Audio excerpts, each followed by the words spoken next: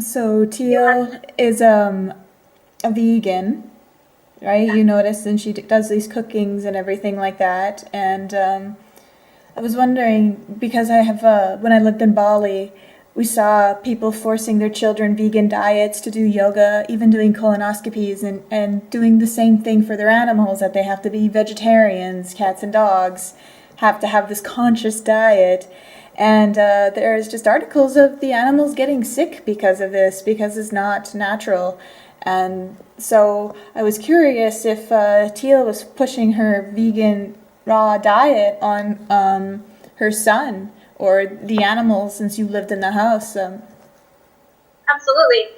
Her son's been vegan from day one, and I think she said she might have given him egg, or her husband had given him eggs. That was the only thing that he had, like animal protein wise. And then she also fed her dogs expensive vegan dog food, like $50 for a little bag of it.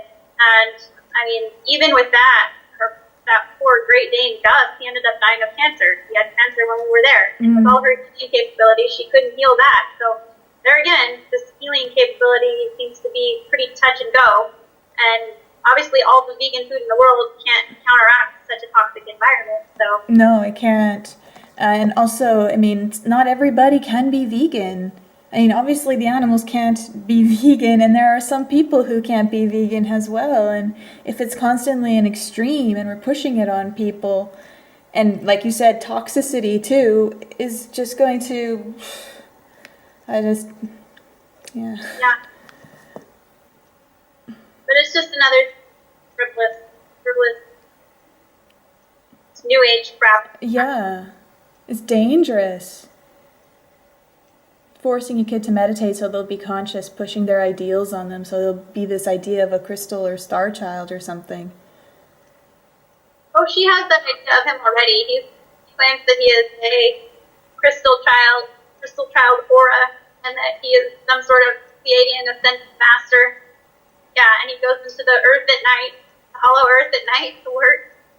So these are the things that he's growing up with, yeah. Actually, again, I think she just took that right out of the book. Like you said, her house is full of like books on spiritual practices, the aura, the chakra. She's highlighting things, she's writing notes. She said Abraham Hicks tapes are everywhere around the house, and then she claims to have never heard of this person or no, I get it from source. And so, come on, people.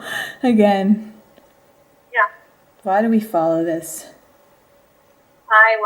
Yeah. Well, because we don't know how to think for ourselves. We're massively conditioned and we like to blow things out of proportion constantly, and we want so bad to be special, we want so bad to escape and to create a kind of fantasy world where everything goes a certain way, we can live in perpetual illusion.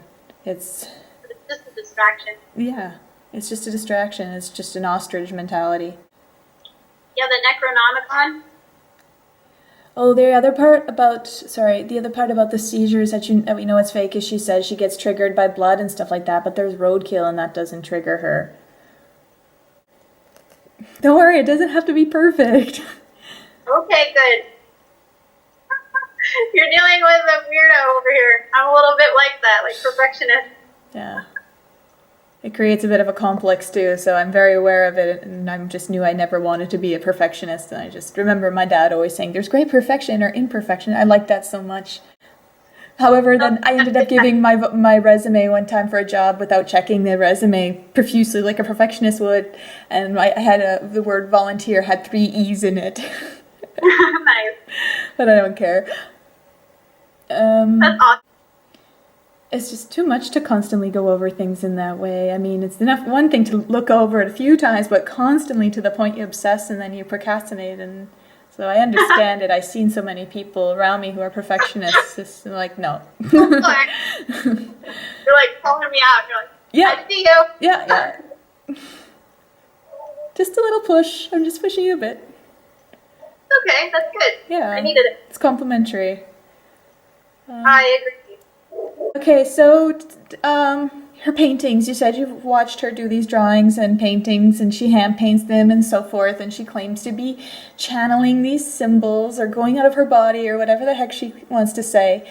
But some of these pictures are symbols that are from children's cartoons or from. I'll let you share.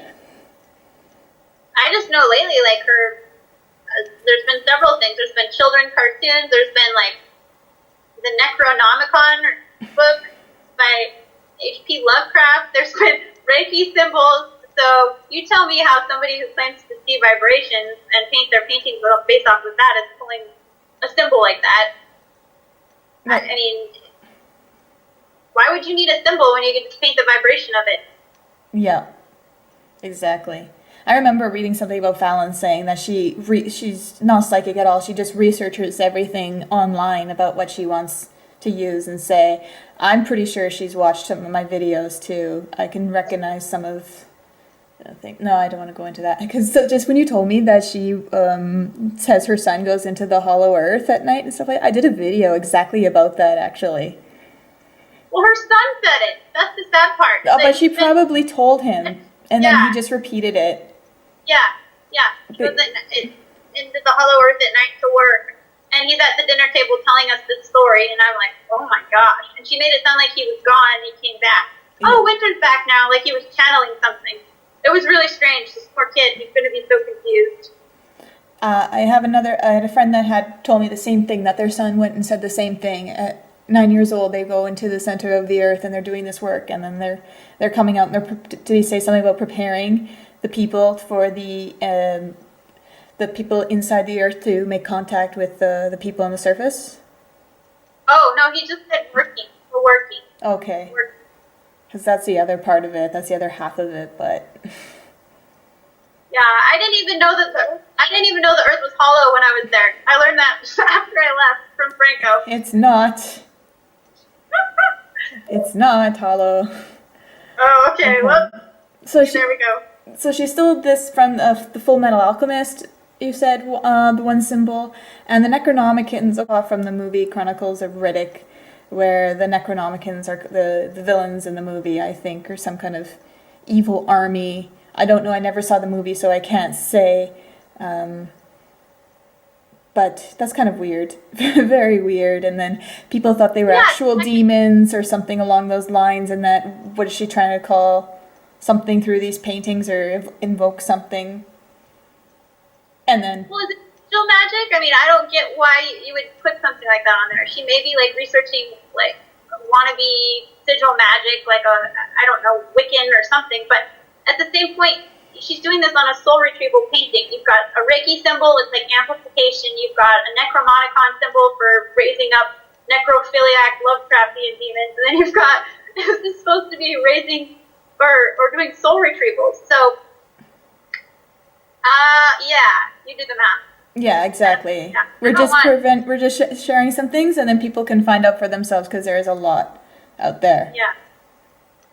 And then if you find this about Teal, think about all the other people that you're following that may not have these things out there, but still you can start to recognize the signs for yourself that you can be like, wait a second here, what am I doing?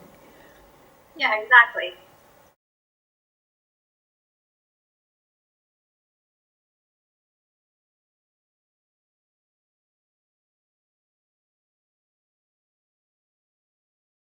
You want to talk about how she says her language of love is gifts and she can never get enough gifts, but it seems to be like, because we know Fallon and the other partners know this, they hear this all the time, and they did give her gifts, but she kind of ignores them, or they don't mean anything to her, because it can never be enough, because she has some kind of idea, a quota in her head, or... I guess so. I mean, I don't know exactly what she means by that, but materialistic, yes, she likes shopping, she likes gifts. She claimed that no one has ever spoken her love language, which is gifts, but I don't know. I know Fallon would buy her like birthday presents. He'd buy her stuff that I saw him buy her bracelets. I saw him, try to buy her flowers, but yeah, I think it just wasn't enough, or wasn't what she wanted, maybe. But he was also busy trying to pay her mortgage and pay for just like food and the necessities too. So there was that, but it's like he couldn't make enough money, so it's just not enough, basically, and that's another narcissistic trait. So yeah. And then she goes and says, and none of my past partners have ever given me gifts or spoken my love language. Okay. Not up to your par. Yeah, it's not up to par. Yeah, and it's just some book that she read as well, apparently, but she doesn't read. But that's obviously a book, if I remember correctly, the 4 or 5 love languages. Yeah. Oh, Which is a tell you about commercial it. kind of secret, kind of another kind of garbage book out there in the New Age field. She reads, but she just lies a lot. That's part of it. She's a pathological liar, so of course she's like, I don't read my books. I remember she told this one little kid in a workshop that asked her where she gets her information. And she told him she came down with it, and she can access it through the ethers. What about putting the books underneath the pillow and sleeping and under it, and then she ends up... this is something that I've heard people say as well, and yeah. Yeah. So there you go. Okay, well, just because we've been mentioning a lot of narcissistic, we will have, the narcissistic character traits and behavior. We've been looking up a lot of articles, and I figure just if I just read some of it to give people more of an idea, and again, what to look for. They can read it, but sometimes people like having things read to them. And if you want to comment in between of something that you did not yet say. So being around a narcissistic person feels like a kind of mental gymnastics from dealing with the lying, even when confronted with undeniable proof. The gaslighting, the triangulation, the projection, the constant contradictions, the manipulation, blame, shifting the charm they lay on, the inflated sense of self, even subtle forms of torture, such as sleep deprivation, these people inflict on their victims, appears to be conscious and calculated to push the target of their affections past their limits, into surrender and ultimately into total compliance as a source of narcissistic supply. Yeah. Experience. And you can even see this when you watch her videos. I mean, you don't necessarily need to go to her house and observe this. It's just her videos are enough for... Oh, yeah. There was deprivation involved. There's blame shifting, manipulation, gaslighting, triangulation, which is basically just smear campaigns behind people's backs to discredit you to her fans and followers. I mean, this is all tactics that she uses. She admits to playing chess with people. I mean, I don't know how much more manipulative you could get. She gets off on it, so... Gets off on it. Yeah. To say the least. Children, spouses, friends, lovers, those closest to the narcissist are not considered individuals in their own right by the narcissist, but rather extensions or, in the worst cases, the property of the narcissist. So we were saying how Winter seems to be like an accessory to her. To have a children is something she wants for more just an accessory or something to collect, and it's really sad. Even after finding out that you're dealing with a mental disorder, if you don't protect or remove yourself from a situation, you may find yourself entering into a state of mind where you instinctively try to fix or fight the narcissistic illogical attitudes and behaviors. You may find yourself becoming hypervigilant, trying to second-guess them, trip them up, lay down ultimatums, call them on their lies, or constantly trying to stay one step ahead of their ever-changing rule book. I'm sure you know this one very well. My goodness. It's enough to drive me crazy. Yeah. You may have even found yourself trying to mirror their behavior to some extent in order to manipulate them as they have manipulated you. This can be both futile and attractive to the narcissist, as they often relish in the challenge. If you have... Sorry? They do. She does. She thinks of it as a challenge. A game kind of a thing to compete with and to don't mess with me. I can do this, I have that, and... Well, it's fun for her because she gets to project, okay, good, they're just like me. I get to call them crazy. They're the crazy ones. So, yeah, she likes that. It's called gaslighting. Okay. Good to make sure people are familiar with these terms. If you ever do manage to get a one-up on a narcissist, it's likely to be a hollow victory at best. They may rage, play the victim, or disappear. None of these outcomes give the victim any true satisfaction. More than any other disorder of the PD spectrum, narcissists are like psychological vampires, attaching themselves to you in a way that drains you of your resources emotionally, mentally, financially, and leaves you questioning your own worth and sanity. This is what we have found with people who have also lived with Teal and don't want to speak because they're too afraid or they know her in person, that they just seem to be totally psychologically destroyed. She leaves a silent trickle of victims because, yes, they believe and they've internalized all these things that she's told them about themselves. And also they're embarrassed and they're scared and they're afraid that she's going to publicly or destroy them like she's done already. So there's always that to consider. And I know one person for sure that she convinced was crazy. And I know she tried to do the same for Fallon, and she tried to do it to me as well, but you have to be a little bit more committed. And this is another reason why we're doing this video, to encourage those people to contact us as well and share their story, and to see that it's all smoke and mirrors game with these threats and whatever they're telling themselves to keep themselves silent. Yeah, because it's just perpetuating it. That's the reason why if you stay silent, it never changes. You have to be able to speak out about it because it's just going to continue otherwise. Yeah, and just into another kind of narcissistic situation. Often narcissists are able to intimate or approximate caring about others when it's convenient for them to do so. However, they typically do not perceive that anything outside of their own sphere of wants and needs matter. Like you said, only Teal's pain is the only pain that matters in the house. So, yeah, there's that. I've seen her fake empathy or she fakes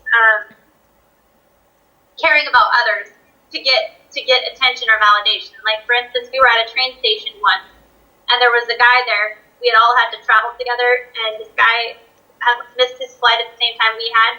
And she basically wanted to make it seem like we were saving this guy from a match to being in an accident by being nice to him. So if we would be nice to him, we'd be raising his vibration. So basically she came across as some kind of hero because she could see his life path, and she knew he was going to get into an accident unless we were all going to talk to him and raise his vibration. So it's like she pretended to care to kind of win me over into the fact that she's this really good person when we're at the train station on our way to our New York workshop, because I was already on the fence. I was already kind of like sketched out about after the last Shadow House, and it's like she was jumping through hoops to try to convince me that she's this good person. Yeah, so it was all to get some sort of consensus or approval for being a good person. And then, for instance, she reads like emails about people she wanted us to forward them the ones that were suicidal or really desperate meaning to her when we were scanning her emails. But it's really not about her caring. It's more about like feeling better. She either wanted the really good emails or she wanted the really desperate emails. And she did it as a way to make her seem like she cared, but in reality, it's because she's using the bad emails to feel better about herself in the same way she's using the good emails to feel better about herself. Because somebody's life is worse off than hers, so it's like a temporary, I can feel better. And you mentioned even that when she was really feeling down, she had these all printed in a book, and she would just read them to herself, kind of a thing. Yeah. And they also like to kind of convince people that they can feel other people's pain as well, that they're so sensitive and that they're kind of this kind of a Christ savior complex going on constantly, a martyr for their cause, and I'm sacrificing myself for the greater good. And this is such a dangerous belief, such a dangerous idea, because if you're following this, you're encouraging this and promoting it, and also encouraging the same kind of psychology within yourself and the people around you as well, because we will find ways to justify it. And it's ironic because people that are incapable of loving others. Can you hear? Yep. Just the computer glitches a little bit with the audio right when you first, but it's fine. Oh, I was just gonna say it's ironic because I lost my train of thought. Right? You forgot it? Yeah. Oh, I'm sorry. It's not that big a deal. Okay, so I can continue reading unless it triggers again. Often narcissists are able to... It's ironic that the people that actually don't feel love or empathy for other people are actually very convincing at portraying that they are more loving, and a lot of people buy into that. That's a very major symptom of a lot of narcissists. They can actually convince others that they're very loving and caring because that's part of the way to get consensus and recognition. But all spiritual speakers have this as on their resume of qualifications, that they can feel other people's pain, that what they're going through, they're going through as well, and they understand, and they were given this gift to be able to help you out of it. They go through this so they can help others through it, and so they constantly use that as a protection. And you see this classic. Yeah. Mm-hmm. Yeah, definitely. So sorry. No, it's okay. It's okay. Their needs are the only ones that matter. It simply doesn't occur to them to consider the needs of anyone else or the long-term consequences of their own behaviors. Narcissists can be highly intelligent, witty, talented, likable, and fun to be around. They can also elicit sympathy like nobody's business. Narcissists... Sorry? Yeah, I've seen that. Their talent. She's quite the actress. Yeah. Narcissists can be highly... Oh, wait. Did I read that? Yeah. Narcissists are opportunists. They can make a show of being generous, but their generosity usually has strings attached, like you just shared. They tend to isolate their victims, sucking up their time and energy, many times robbing their own family, spouses, and partners of an external support system. In the shadow house work, she basically removes the mother figure or makes it seem like it's no good and replaces it with her. I'm the mother, I'm family, I'm the one that can save you now. And you told me how a lot of the people who live with Teal are basically turned against their parents so that they stay and work and help her out.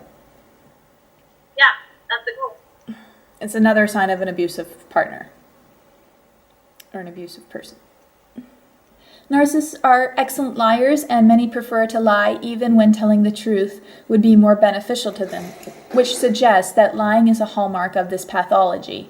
They are often highly competitive, argumentative. They lash out when presented with opinions that contradict their own, or when confronted with their own lies or bad behaviors. They can be calculating and extremely persuasive, susceptible to erratic thinking and impulsive decision-making. Mini pig. Yeah. Narcissists can be self-destructive as often as they are destructive to others. They have a great deal of trouble accepting responsibility for their own actions under any circumstances.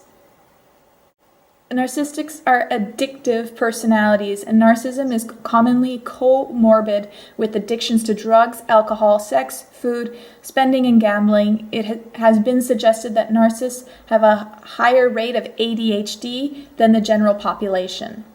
Narcissists are rarely alone. They like to feed on energy of others and to have an audience to reflect back to them the person they want to see themselves as. And narcissists are good at pretending, but typically do not feel compassion or empathy or consider the feelings and well-beings of others. They tend to be singularly focused on getting their own needs met at the expense of the needs of others. While narcissists generally portray a lack of conscience, they typically have an intellectual awareness of what they are doing and how they hurt others. They simply do not care. Being a kind of narcissist is in the face of their maltreatment is a common approach of family members and partners. However, this can result in further frustration as it is rarely reciprocated and tends to feed their sense of entitlement, opening the door for more abuse. Here are some of the other feelings that you may experience when dealing with a narcissist in the home or at work. You may feel like this person readily puts you down as to evaluate themselves.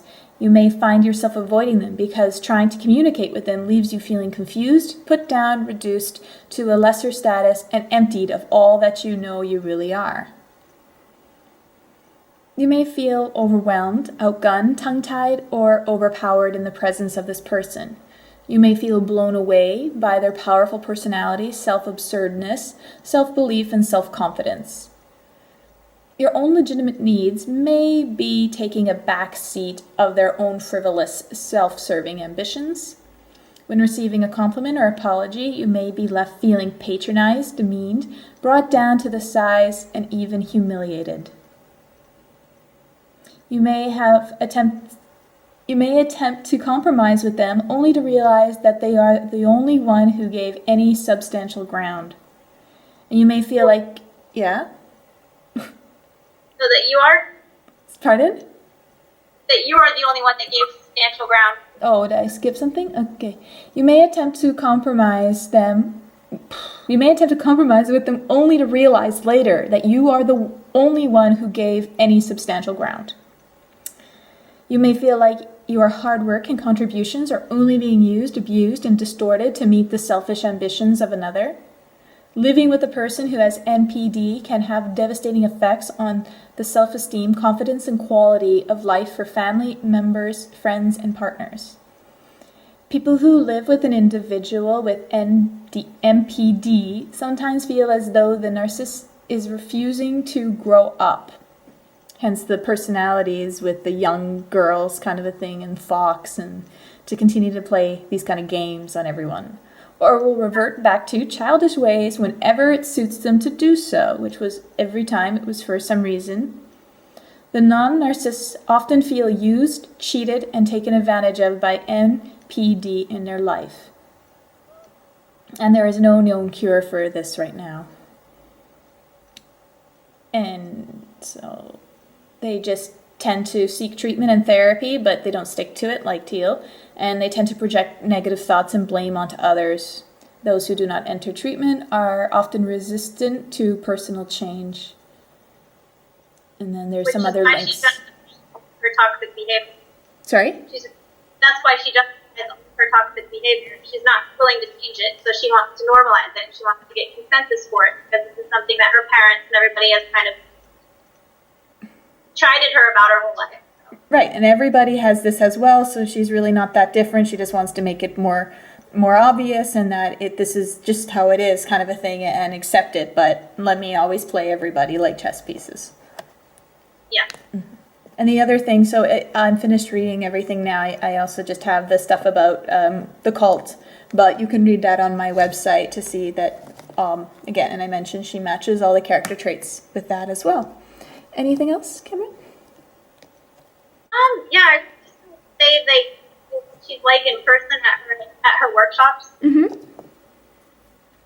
You always lean forward when I speak. Yeah. Okay, I'll lean back. No, is it okay? Like, I always feel like I need to stop. No, it's fine. Okay. No, can you hear it okay, though? Yeah. All right. I was just going to say that, like, when Scott, I guess one of the important points that I was going to mention is it's kind of, when she meets people in person at her workshops, she runs this game on them. And usually when people meet her in person, they're kind of starstruck as it is, so they're highly suggestible. And a lot of times they feel like she's speaking to them on a personal level because she's either recognizing them from a past life or she's psychic in some way. And in reality, playing off people's outwardly apparent deficiencies. So she'll appeal to their need for significance, and she'll resort often to unctuous flattery, which is just basically playing to their ego. Mm-hmm. And I just feel like that's something that people get tricked into at first, and that's a big way that she will recruit people and try to bring people into her fold. And so if they're aware of what's going on, I think it's important to recognize when she's doing this. Mm-hmm. I can give you an example of a good friend of mine now, who I met through her workshops, actually told me this. He was 60 when he met her, and very new to spirituality. And at first he didn't really believe that he was attracted to her in any way, but sexually anyway. But she kept coming up and giving him these full body hugs and telling him that she loved him and whispering in his ear. And then she ended up telling him that they had been lovers in several past lifetimes, and that they were going to be together again in this one. She's told so many guys that. She's told Sardeep that. She's told Fallon that. And how many other guys she's tried to convince they were soulmates and meant to be, and they need to be with each other in order to fulfill a mission or purpose. Very convenient. She's told Justin that he was her samurai husband in a past life. And she told Graciela and Justin that they were her top devotee female worshippers when he was a Shirdi Sai Baba in the temple. And that they used to, like, wash his feet and fix him his food. And so now this just reinforces this idea that they're special and that they're all supposed to be there and they're all supposed to be working with her again in this life. It just constantly keeps this facade up of their purpose and their mission. And she does it to just about everybody she comes in contact with, like making them feel special. But really what she's getting out of that is like this food supply of adoration, because everybody's looking at her like, oh, isn't she so wonderful? You know, she's special and she knows me and she's psychic and she's getting all this positive reinforcement for this behavior. And so that's why she's doing it. It's like a high for her as well. So there was that. She told him that he was basically going to be with her again in this life. And so he went home and he wrote her a check for a lot of money for this school, for healing school, that he was supposedly supposed to be an integral piece of helping with. He had made plans to move down to Utah at the same time I had as well. And they had all talked to him about it. And he was going to rent a house and have a bunch of people and work on like Teal's teachings there with them and do shadow works and whatnot. So he wanted to ask him some more questions. But in the meantime, she wrote him a thank you note saying that meeting him was like reuniting a lost piece of her soul, and just all of this stuff to just kind of keep him involved. Yeah. So there was that going on. I don't know. It was a pretty traumatic deal for him too. But a funny thing that she does, and I know she does this with a lot of people, but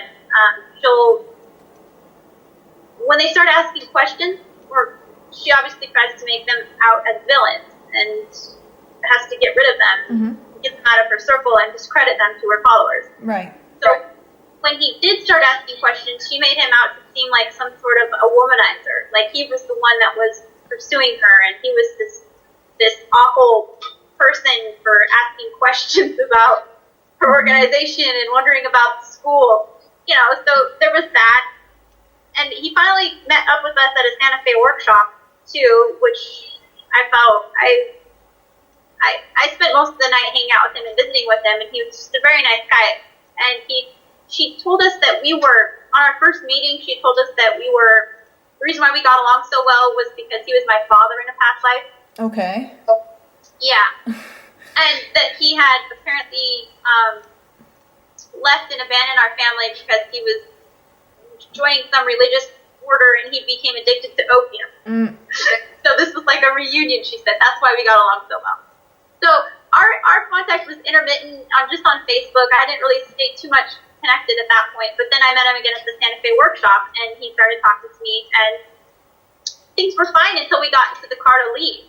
He had invited me to come over to their hotel to hang out with him and the other Tealers because he had this huge hotel suite. And I was in the car with Fallon and Teal, and I kind of wanted to go because I thought that they would want some alone time because they were obviously trying to have a baby at that time. So I thought, well, this is a good chance for me to get out of the way and go hang out with Scott, have some fun in the process. And she immediately cuts me off and was like, oh my God, Scott is such a succubus. And Succubus. I was like, confused as all get out because I was alarmed at first. For one thing, I knew that a succubus was supposed to be female. Yeah. And I was like, confused that he could even be a succubus. And then for two, I was like, but I've been talking to him all night and I didn't get any ill effects or feel weird at all, and she explained it as a way as like, oh, that's because I've been doing energy work on you all night. Like she's my own personal hero that's counteracting this succubus. Right. She's a succubus, if anything. And then she ended up stonewalling him too, right? After he gave all this money, she just pretended like nobody had anything to do with him after that. She vilified him. She vilified him to all of us, all of our followers. She made him seem like he was a creep and a womanizer and a succubus, and just basically assassinated his character because she's psychic and she knows all this stuff, so people just believe it. So it's a basic. He started asking questions. He started to see through the charade, and she vilified him for it, and that's classic Teal. So, in any case, yeah, he was stonewalled, and I come to find out that when she does this stuff, she's projecting her own craziness. So I think deep down she might have an insecurity about being a succubus. So that might be why she's projecting it onto poor Scott. But she's not psychic, and I'm glad I didn't listen to her assassination of him because he's about as far away from a succubus as any man can get. I spent a lot of time around him since then. So yeah, it's just one more example of how she manipulates and her patterns with people, and if they can recognize that, it'll be a lot better off. And nothing came from this school either. She took the money and disappeared with it. That there was none of the thing that she said she was going to do with it she ever did. And you said that when she lets people into her circle or to live with her is when they can realize if there's something that they can do for her. Oh yeah, absolutely. She only evaluates people in her life by what they can do for her. Mm-hmm. That's it. Yeah. I mean, if she doesn't allow people in her life that need anything from her. So she can pretend that she's filling needs or whatever else, but it's always evaluated on, she can pretend that she's helping you, but it's always evaluated on what you're doing for her at any given point. And when you're used up, or when you're not willing to put up with it anymore, then she tosses you aside and moves on to a fresher victim that's unsuspecting. And she's leaving a trail of people in this way. Mm-hmm. And we're gonna, hopefully those people are watching this video. Yeah, it's interesting because she'll keep them collected. She collects them, the men especially. But yeah, I'm sure there's people that have been burnt that don't move forward. We've talked to several of them as it is. So there was that. Oh my gosh, there's so much, Jess. I don't even know. I think probably the only thing I was trying to clarify was what she's doing when she gaslights and projects her craziness onto the people that she has to get out of her circle and discredit. Okay. So, do you want me to go into that? So what Teal does to anybody who tries to expose her, inform her followers of her, what she's really like, or a hidden agenda, or just when she feels threatened, even if it's absolutely like, it's just to kind of clarify something. If it's not her way, then she basically does all kinds of things that you're about to share. Well, on several occasions, yes, I've noticed there's a pattern with her that if you were just even following her blogs or if you know her personally, what she does is she tries to discredit people by running nasty lies and smear campaigns about them, or she'll try to get her followers to gang up on them. And that's been a pretty big pattern of hers so far. So I wish I was a little bit more organized. I just say I didn't know her pattern at first, but the very first time I've seen her do something like that, which was pretty awful, I noticed it was awful treatment of a girl, but I didn't understand why she was doing it at that time. And it was a girl that had known Teal before all of us showed up in Utah, and she had gotten pretty close to her for a few months prior to us getting there, and she knew a lot about Teal, and she knew enough to be a worry to Teal should she speak about things. And so I remember at one point we went out to lunch with this girl when Teal wasn't around, and she kind of was subtly trying to warn us, not anything major, but just kind of subtly giving us a heads up about what could be going on. Nothing that I really caught on to at that time. But then when Teal found out that we had spent time around her, she absolutely flipped out on us. And she was like, no, that's terrible. She's out to destroy me. She's trying to lie. She's trying to steal my clients. She's jealous of me. She actually wants a sexual relationship with me. You know, tried to make her out to seem really, really nuts, okay? So this continued for a couple weeks. We just kind of dropped it. We didn't hang out with this other girl. But then at one point, Teal decided to invite her over under the guise of, like, having a dinner. By the way, I thought it was hilarious. I saw you making faces and doing funny things in the camera last time. Sorry, I couldn't hear you. I was gesturing. No, that's okay. I didn't say anything. Where you are left off is fine. You were talking about how she tried to, Teal basically totally destroyed this girl, trying to say every possible crazy thing to put you off from talking to her anymore, which was kind of weird because she didn't really say anything either. She was just expressing a kind of a concern, a kind of a warning.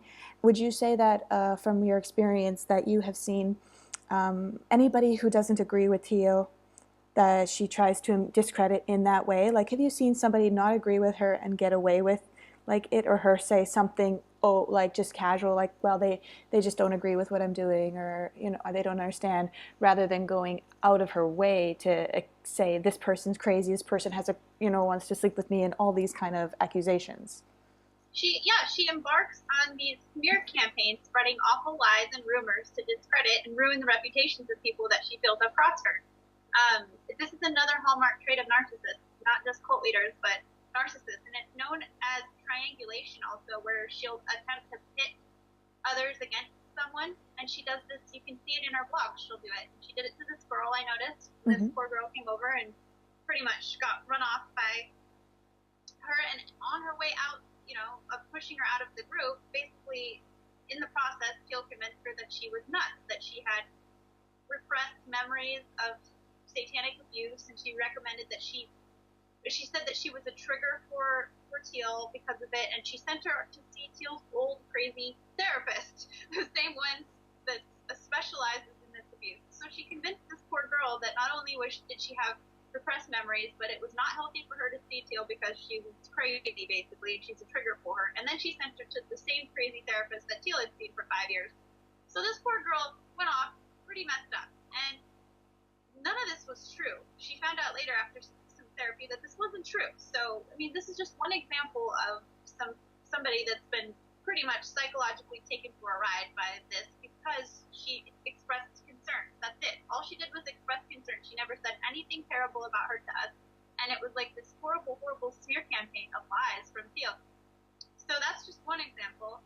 I've seen her do it to her parents because I, for one, have spent just enough time around her parents to know that what she says doesn't add up. And I read the blog about them that she wrote, and things that she said about her parents. I mean, the worst parents in the world don't deserve that. And I don't think for a second that her parents didn't do the best they could by her. I don't understand how she gets away with, or gets any kind of satisfaction from calling her mom some kind of poisonous snake and just saying these terrible things that don't add up to me, because her parents are very nice people. I think they bend over backwards to try to keep Teal in their life, and it seems like they've had to roll with the punches that she dishes out because they're afraid of what she does. I mean, she's already ruined their reputation in their hometown.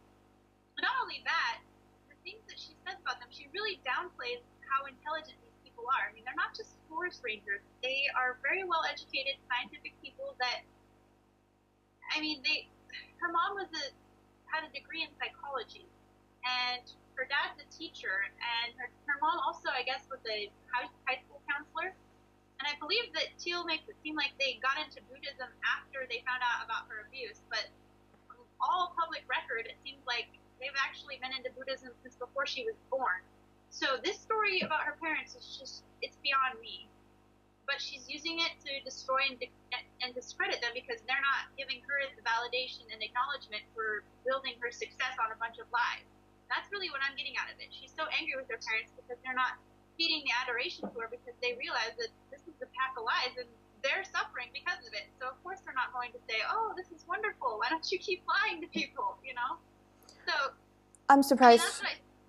I mean, I'm just surprised her parents never said anything, that they allow this kind of behavior to continue on with the background and the understanding that they have. Even her brother being a rape therapist, it's just I don't understand, like, how far do they want this to go, or just to something to happen before they speak out? I mean, fear is one thing, but is it a legitimate fear, or is it just a psychological kind of a control manipulation tactic where if you push a little past, you see it's nothing but smoke and mirrors? Because you said even when she was with her brother, he would say, oh, the Teal is such a knack for making up stories and blowing things out of proportion.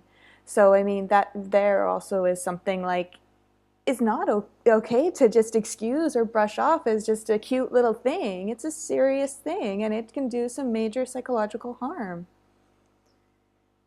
Yeah, I agree. They don't. I know that they don't believe everything she says. I mean, they were there. They can't believe everything she says. There's just no way. And her brother, I don't know him well enough to say either, but what he said when we were out on a hike, it led me to believe that he believes she has an imagination and a penchant for exaggeration, because that's what he said. Yeah. Her own brother's opinion. And I just feel like these humiliation attempts on her part to discredit her family and make them seem like a bunch of idiots that handed her off to a Mormon Satanist psychopath is just another attempt at her trying to discredit anybody that could come with the truth. If all of her fans and followers are polarized against her parents, and if everybody thinks her parents are a bunch of, wackos, then nobody's going to listen to what they have to say. I mean, that would be an attempt, in my mind, for her to discredit them, but I don't know for sure. Yeah, but that's interesting. If they study psychology, I wonder what they would think of the kind of psychology of their daughter. If they actually, I must be aware of it. But if they're not aware of it, how can they allow like such a kind of a blindness to go on, an excuse because of the she's our daughter? It just pulls the wool over your eyes greatly. I mean, her mom must know she's a narcissist. I think Teal has expressed on many occasions that her mom always thought she was selfish and self-centered, and she always claimed that her mom had said those things because Teal claims that her mom is a major self-sacrificer, and Teal abhors self-sacrifice. She will not. Her teachings are all geared toward getting away from that. So, I mean, I can imagine that there's a little bit of a friction there for Teal being chided her whole life over it. Teal is trying to avoid being a self-sacrificer. Did you say? Yeah, she doesn't like it. But doesn't she refer to herself? I cannot pronounce the word, but she calls herself something of a. I can't remember what it's called. It's Christo. Yeah. Do you know what that means?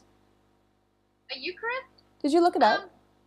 I can look it up, but it basically means to sacrifice yourself, where Christ sacrificed himself for his cause.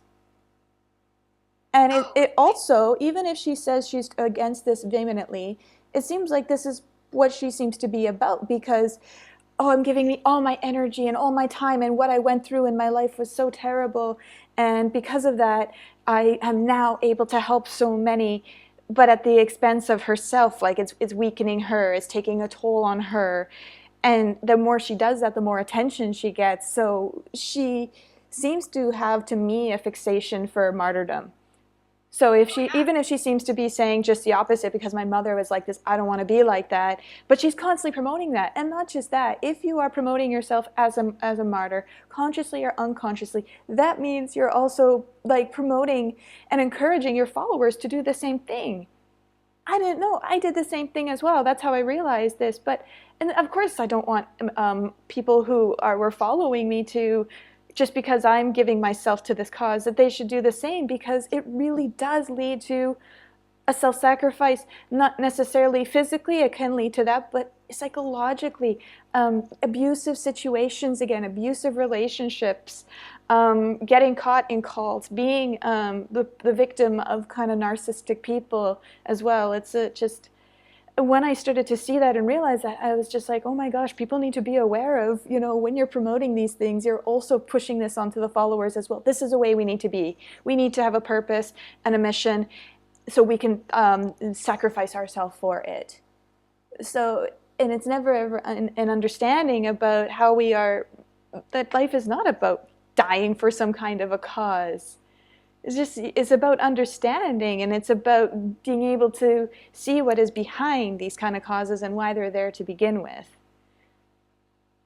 Then we have a world full of like people who are constantly like the kamikazes, for example. We need to see the root of this kind of a belief, and that the belief is what leads us there, which is why with the EOF we talk so much about beliefs and why they're so dangerous, and it's very vast to get into here, but it's all on my website if anyone who wants to know more about that.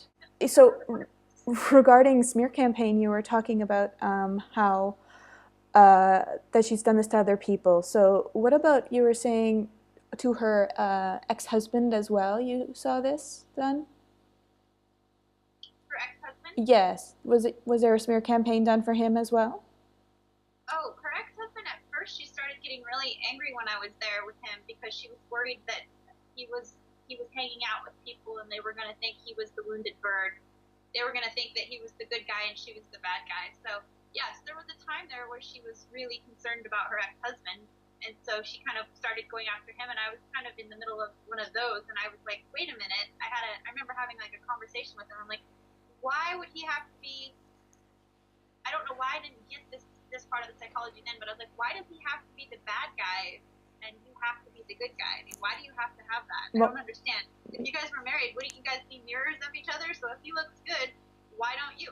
I mean, I kind of just brought that up, and that's the last I heard of it. So he kind of stays under the radar. He knows exactly what sets her off, and he knows exactly what not to do. So he's pretty much stayed quiet. He refused to be on camera. He's very smart that way. He seems very intelligent in a lot of respects. But yeah, the smear campaign with him wasn't that bad because she at first started getting fired up about it, but let him kind of settle. But he's kind of an empty shell of a person as well, because it just seems like you said that it seemed like Teal had sucked the life out of him, that he's just kind of like a zombie in some ways. And it is very weird that somebody would go out of their way to like push, yeah, like you were saying, to be the good one, and worried that someone would think this about her, where it's just thinking in general. We have a right to question, and that in itself doesn't add up as well, because if you were honest, you wouldn't care about this or try to push people to think a certain way about you, because the evidence would speak for itself.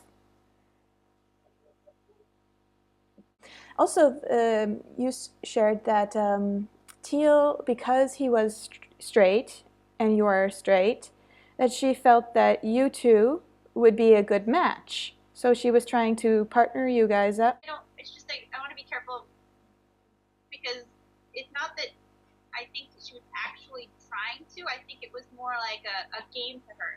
Okay, thanks for clarifying. I don't think she was genuinely into it. I think she was more like trying to figure out if that's what I was interested in doing.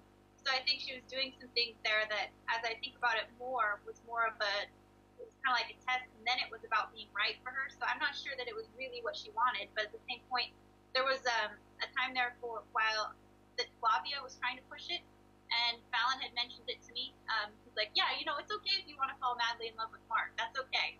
And I'm like, I kept saying, that's not going to happen. That's not going to happen. And Flavia said the same thing. She's like, you and Mark would be good together. And I guess Flavia had approached Teal about it. And so that's when it got back to me, when I was sitting at the kitchen table.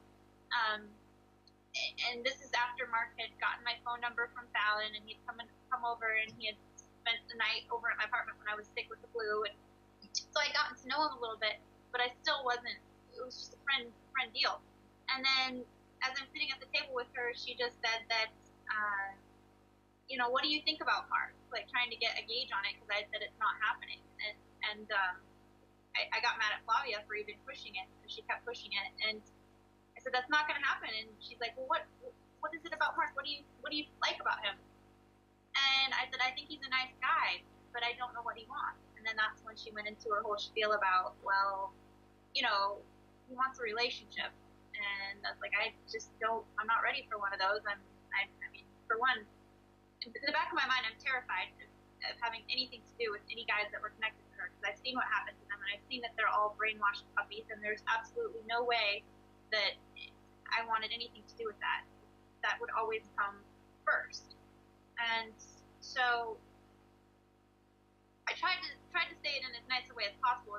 It's my fault. I'm not ready for a relationship. That's why I want nothing to do with it. And then she kind of was trying to get to the bottom of it, and I think she was trying to push the issue so maybe she could figure out what the real resistance was or something. She was trying to do shadow work on me, and she's like, well, relationships are the heart of expansion, and she kept trying to convince me that a relationship was a good idea to just jump into, and I said that it's not. So I argued with her on it, and she didn't like it, and it kind of got to a point where it seemed to me it was more about her being right than it was so much about her wanting me to be with her husband. It was more about her wanting me to agree that relationships like she has are good and okay, and they're healthy because they're causing expansion. Even though in my mind I'm like, those are toxic, they're codependent, and it's my nightmare. I would never want to be in a relationship like you're in. Yeah. So I don't know I just want to be careful, because I don't necessarily want to say that, oh, you guys are both straight, you guys are gonna get together, because I don't think that was the issue. But I think it was more about her manipulation and trying to control the situation. That's what I was getting at, though, because I felt that she uses the guys around her to lure people in. Like for you, when you told me, like when you first contacted Brett and you first met him, he was kind of flirting with you, kind of leading you on, making you think there was some kind of connection. You guys are soulmates. Oh my gosh, how many lifetimes have we been together? And that also, so if it didn't work with Brett, then maybe with Mark. And that it seems like it's just a way to control people. If Teal can't seduce them herself personally, then the guys or somebody else, like it's just kind of an extension of the tentacles with the octopus. Okay, that's a good point. Thanks. Sorry, I didn't get that before. That's okay though. I'm glad that you clarified too, because I do misunderstand things. Because we had so much information we've gone through, and so I have it the way I memorized the way I do. I have to. Sometimes it doesn't come out fully. Oh, And okay. the smear campaign with Fallon. First of all, Well, first of all, oh, go ahead. it's okay. You can first of all first. You go first. I just wanted to say, so I mean, he shared some things and on some other blogs and so forth, and he is quite hesitant to speak. He shared some things about it being a toxic relationship, and you were there to witness them as a together, and also you were there. You know how it ended as well, and the smear campaign that went with that. So, what was your first of all now, if that ties in with that in any way? I just wanted to say, like, when I heard how it ended, as far as her accusing him of him admitting that he was in some kind of evil cult and he was there to take her son away and all of these awful things that she said he admitted to, I know exactly how that came about. She had been planting these seeds and brainwashing him and controlling him from the very beginning. So she had done this, she had tried to do the same thing to me. She actually, at one point early on, she was kind of trying to checkmate me or something, and she said, what if I think you could be part of the cult. You could have been sent by the cult to infiltrate me. And she started getting paranoid and thinking I was there. And I'm looking at her across the table, just like floored, like, really, Teal, with all your psychic abilities, you can't see if I was in a cult. And then she kind of dropped the subject because I was like, this is absolutely nuts. I'm not even religious, and I've never even heard of any of these cults like you're talking about. So to me, it was like I was just laughing. But I can definitely see how with Fallon being there over all of this time, and he's just so like, yes, Teal, yes, whatever you say, Teal, yes. And then she stopped talking to him and telling him and breaking him down psychologically for months and months on end, and twisting him into psychological pretzels. And this is part of it.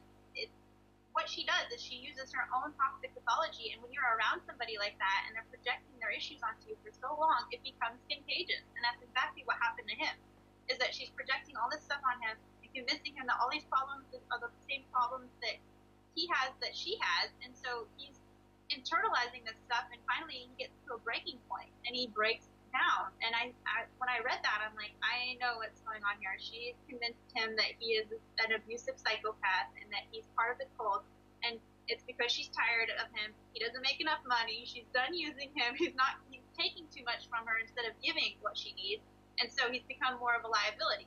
And then she has to discredit him because he knows too much, he's seen too much, so she's got to send him packing in a way that makes him think it's all his fault and all his idea. So I could see what's going on. This is what poor guy has happened. He's been so twisted up and psychologically destroyed that he left thinking that he was the one with the problems, he's the one with the issues, he's really the one that, not good enough for Teal. So in reality, she played it just how she wanted it. She was ready to be done because he was taking too much rather than giving what she needed. Not just that, the relationship ended from what I've heard. Clarify if I'm wrong. That she was pushing so much for a baby from him. He didn't feel comfortable, so he went off and got a vasectomy. And when she found out, she was furious. Oh, she went with him, and she didn't want him to get it. And so she was with him when he did it, thinking that he was going to back out of it or not do it. And he went ahead and did it anyways. And so she played, it was like a no-win situation for him in that scenario too. She places people into no-win situations. And so no matter what he did, whether he didn't get a vasectomy or he did, he would have been in trouble with her. Mm-hmm. So that to me was like the breaking point though, because the baby was out. She wasn't going to have a kid with him to keep him there. And then also he wasn't getting married. So yeah, that's a lot of tools there that don't seem to be at her disposal anymore. Talking about this daughter she was going to call Aurora, and that they were supposed to birth this baby together. And so I wonder if she's telling Sardeep the exact same story and pushing him for that as well. So, and how psychic was that? I mean, really, who doesn't call? I mean, nobody calls her out on this. She announced it at her Santa Fe workshop. Okay, at the end of the workshop, she tells everybody this is what's going down. Okay, this is it. She's seen it. Her guide told her that she's having this baby, and then nothing. Oh, not only that, there's no baby, but also he's a psychopath. I mean, these guys, they're really, really not coming through for you, Teal. Yeah, I just couldn't see that one coming. I don't know why I keep running into these psychopaths and people of the cult. Maybe because you don't want to be responsible and say what actually is going on.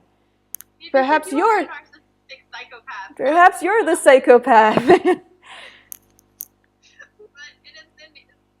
it's just funny now, but it's like I see the patterns, and I was watching this guy and I felt so bad because I could see it while I was still in the house. She was breaking him down. She was forcing him to, programming him to protect her and creating these false things to be protected against, and just, it was awful. And I was kind of just floored at how much she had wiped his, he was very much a brainwashed puppy by the time I left.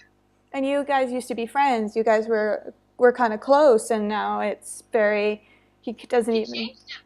Like, she changed his whole identity. I mean, when he changed his name from Jared, and then she tried to change him into Divine Masculine, and then she tried to change him into Fallon, and so he literally morphed. Like, his personality morphed to be what she wanted, and it was a strange thing to watch. That's what I'm trying to say, is like, she programmed him. It was bizarre. Very, very disturbing. Yeah. It was. And so there's that. Her Shadow House outburst. At first, she tried to do it to Justin as well, and make up all these lies at the end of Shadow House because she was worried about how it was ending. So she, again, tried to take the bull by the horns and discredit us before we had a chance to go. Her biggest fear was that Justin was going to run off and write a blog about her.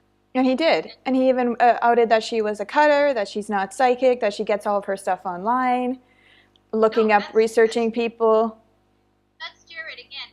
The Justin, though, is... I always confuse these two. That's why I called him Fallon rather than Jared, just in case I called him Justin. I'll just say Fallon. I can remember that one easier. Okay. Yeah, I know. It's confusing. Fallon is Jared, but then there's a Justin as well. And so Justin is the one that I was close to while I was there of all the followers. Yeah. Oh, okay. That helps me to remember it better. And so I'd been the closest to him, and then she accused him of being my cohort after the last Shadow House because we were living together, and we were both hurt by what she had said, these lies and awful things she had said about the last Shadow House. So we were both confused at that point. We were trying to figure out where she is coming from. Like, why would she feel the need to publicly lie and spread all these things? Does she really feel that way? And if she doesn't really feel that way, why would she say it? So we were confused at that point. And unfortunately, he was in a strange situation because he didn't have a job yet. He had moved all the way down there to be part of this community because she had talked him into it. I don't know if it was an ego thing or what for her, but she wanted him to come down there. And he thought that she knew his situation because she's psychic, and he got there and he was really disillusioned with the fact that no, she didn't know. And not only that, she kind of did some things that seemed pretty cruel and cold and things that he wasn't expecting to happen, but she had convinced him that he was there to be part of her mission because he's from her soul group, the Adonai, and so he's really, really in deep that way. He believes that that's what he's there for. He believes that he's spent so many past lives with her, and that, all of these things that she's fed him, and so he doesn't know what to think. And so she tried to, I don't know, I'm kind of rambling, but she tried with him to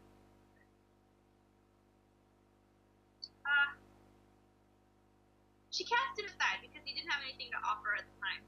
But then later on, when I started to break away, and she knew I was leaving. She knew I was not under the spell. She knew I'd started to think through some things, and so I left, and she had him come back over into the fold. She had him come over to her house, and then she convinced him of all these things about whatever. While I was gone, she convinced all of them that I was dangerous, that I had borderline personality disorder, and that she was psychic and she could see me doing something like burning down her house, and that because she was, And she said that I had told them, or I had told her all these terrible things about them, like all these lies that they like.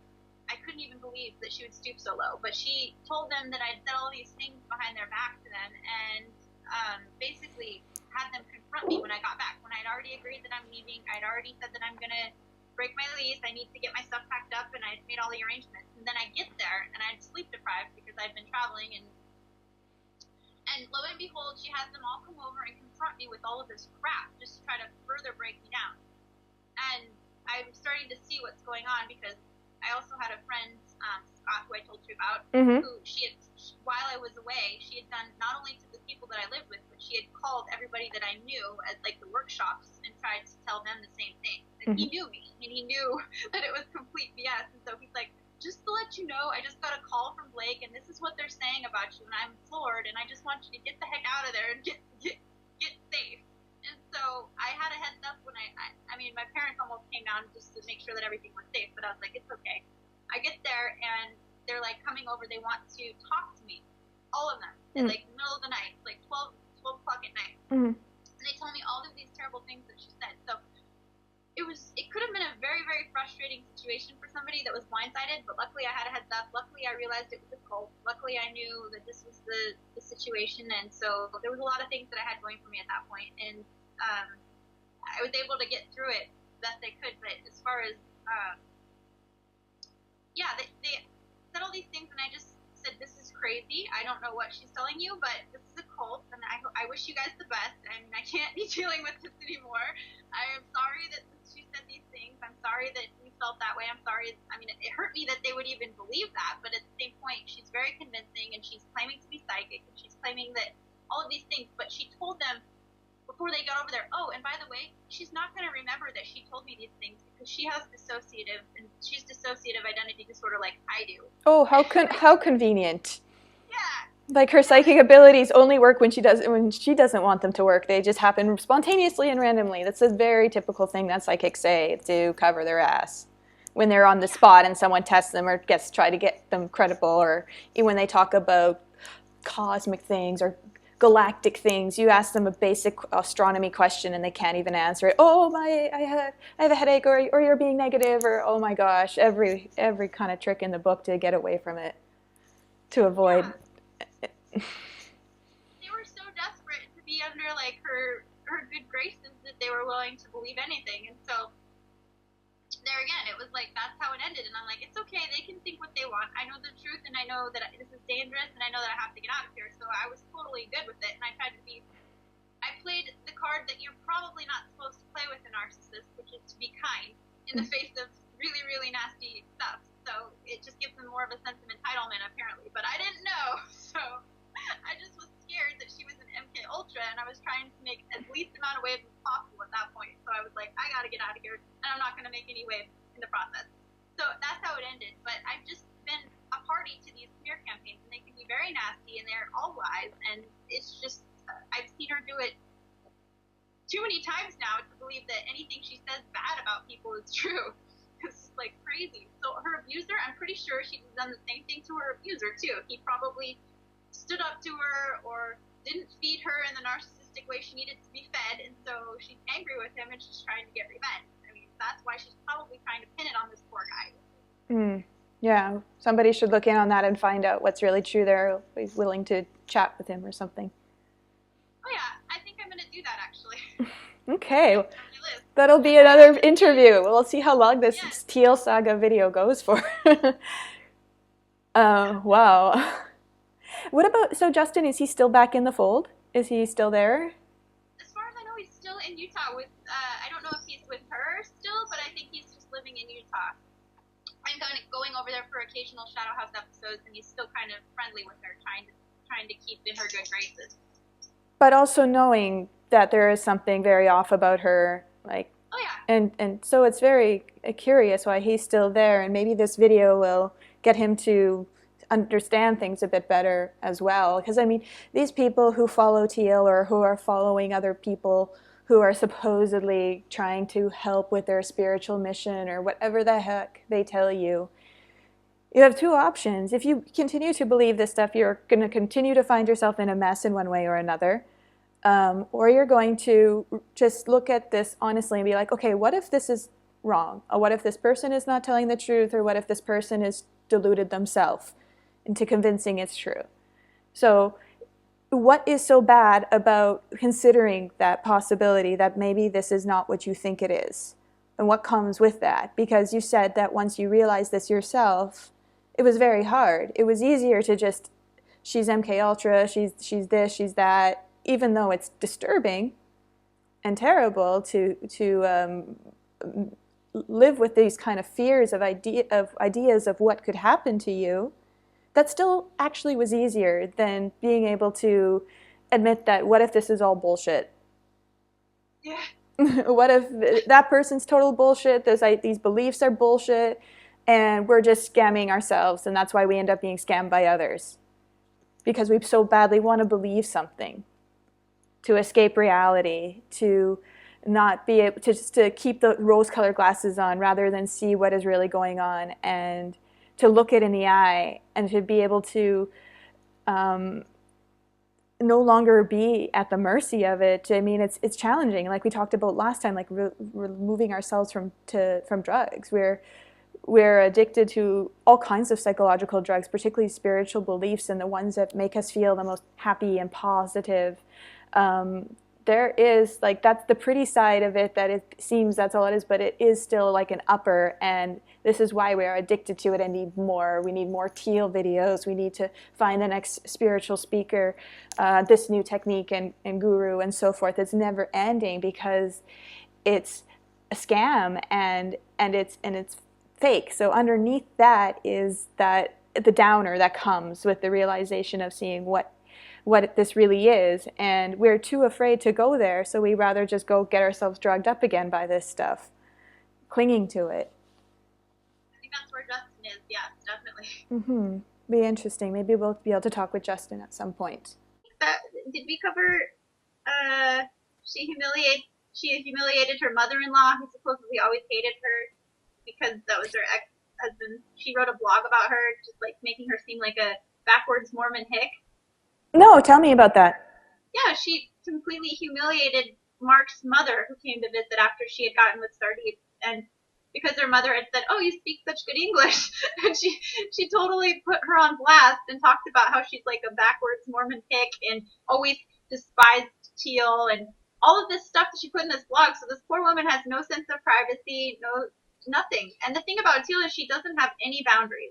She just has none. Like she doesn't have any respect for the sovereignty of anybody's mind or anybody's privacy. So she did it because she didn't like his mother-in-law. Because his mother-in-law probably saw through how Teal treated her son. Mm, for sure. And I wonder why she isn't speaking up more. She's been out of the picture because Teal isolates the people. She cuts away their support system. She saws away people's family members and friends because she convinces them that there's nobody else but her. And it's typical cult behavior. She did it to everybody. She did it to Blake. I mean, she did it to Mark. Mark is estranged from his mom. Apparently he doesn't, like, he was already kind of estranged from his family, but Teal did him no favors there. She just convinced him that his family was terrible. And then she's done the same thing to everybody else that I've known at that house. She tried to convince everybody that all of their problems were because of their parents and their family, and she tries to say who they can hang out with and who's a good, like this other girl. You're not allowed to hang out with her because Teal said so. You know, it's just this is the type of cult mentality that goes on. Right. I am your family. I am your mother. I am the soul family. We've had many past lives. Those others, no, they don't listen to them. They're deceivers, whatever. Your family will never understand you like I do. That's right. You probably heard her say that a lot. Oh, yeah. To them all the time. It's just nuts how it's easy to fall for that. Maybe we can contact the stepmother. I don't know. Worth a try. You're looking to contact her abuser, so her accused abuser. So I don't know. You're fine with that one. I know that abuser's name first and last, and I know the area that he lives, and I know what his profession was. I know nothing about his mom. I don't even know her name because the last name's different than Mark's because she got remarried. But there's a way to figure it out if we need to. Okay.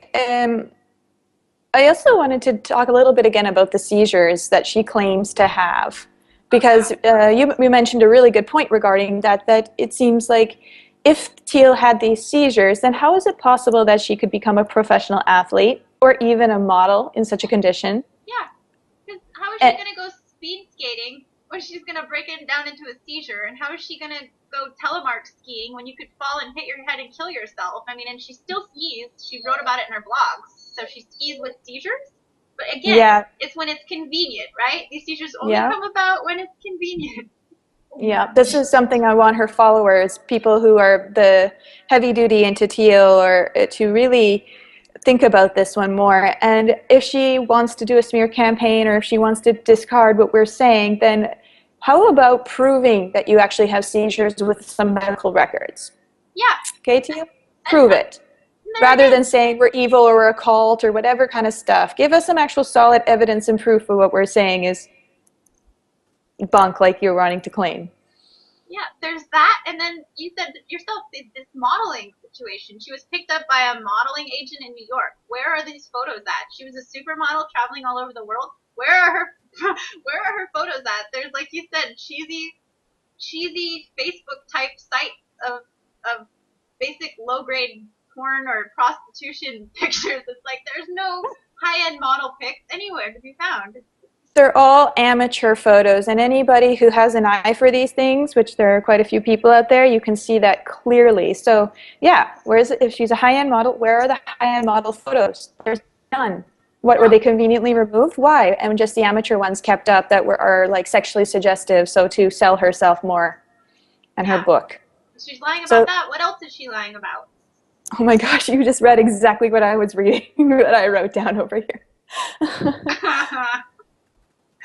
Why does that happen so much? That's pretty funny, actually. Yeah, we're pretty in sync. Maybe we're soul family. Oh no. It's also a classic New Age speaker thing to say that they can go out of the body, that they have this and that powers to just to further bring it home, to have this make people think, wow, they're so much more advanced than I am. How can I be advanced as in with her spirituality 2.0, spirituality 3.0, like Diego made my partner of EOF, spirituality 400, or like it's never ending. I mean, how many spirituality levels are there, and who are you to say, I have this, I'm at the highest level, you guys will never get there, but keep following me and buying my pictures and maybe you'll get there. But it's obviously another kind of carrot and the stick tactic. Yeah, I agree. There was one other point I didn't mean to cut you off, but I was like, there's something there. Cut me off, go ahead. No, I didn't know it happened before. I can't remember what it was, but I'm sure you'll get it. You'll probably have it written down or something. I'm going through my notes right now, actually. Oh my gosh, I have to pee so bad. You do too. I did too. I didn't want to say anything, but I've been talking really I'm like, fast because I have to be. I know, I me drank too, and one I'm of these shaking. giant teas before. All right, I will. Let's both go pee, and we'll come back, and I have some more questions. Maybe Okay, it will trigger some other stuff. cool. Okay, cool.